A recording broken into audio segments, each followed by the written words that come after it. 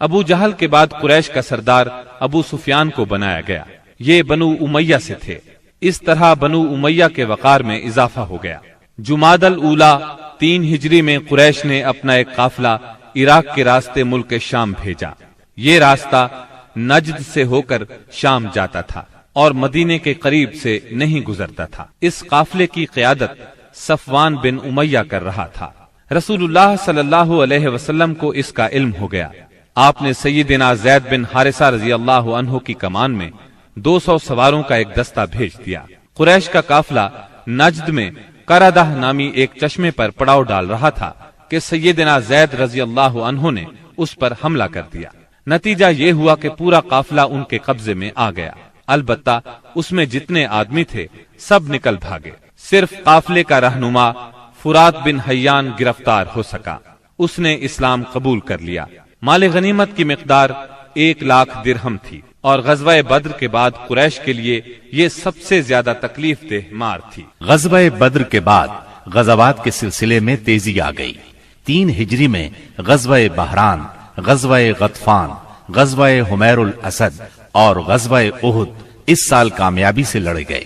البتہ غزوہ احد واحد غزوہ ہے جس میں مسلمانوں کو بہت تکلیف دہ صورتحال کا سامنا کرنا پڑا۔ اپنی ایک غلطی کی وجہ سے وقتی طور پر شکست کا منہ دیکھنا پڑا۔ بدر میں ذلت آمیز شکست اور قریش کے بڑے بڑے سرداروں کے قتل کے بعد مکہ معظمہ کے ہر گھر میں کوہرام مچ گیا۔ اب قریش کے سردار ابو سفیان تھے۔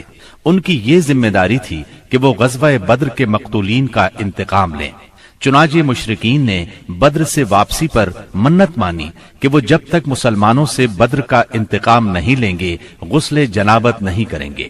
ایک روز ابو جہل کا بیٹا اکرمہ مقتولین کے رشتہ داروں کو ساتھ لے کر ابو سفیان کے پاس گیا اور کہا، محمد نے ہماری قوم کو فنا کر دیا ہے۔ اب ہم نے تہیہ کر لیا ہے کہ مسلمانوں کا نام صفحہ ہستی سے حرف غلط کی طرح مٹا کر دم لیں گے۔ اس طرح قریش کے شعلہ فشاں شاعروں نے انتقام کی آگ کو خوب ہوا دی۔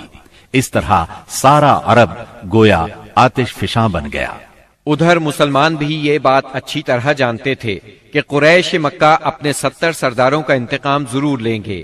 چنانچہ مسلمان کفار مکہ کی سرگرمیوں سے باخبر رہنے کی پوری کوشش کر رہے تھے۔ شوال 3 ہجری میں رسول اللہ صلی اللہ علیہ وسلم کو اطلاع ملی کہ قریش کا لشکر مدینہ منورہ کی طرف بڑھ رہا ہے اور اس کی تعداد 3000 ہے۔ اس پر آپ نے صحابہ کرام رضی اللہ عنہم سے مشورہ کیا۔ اکثر مہاجرین اور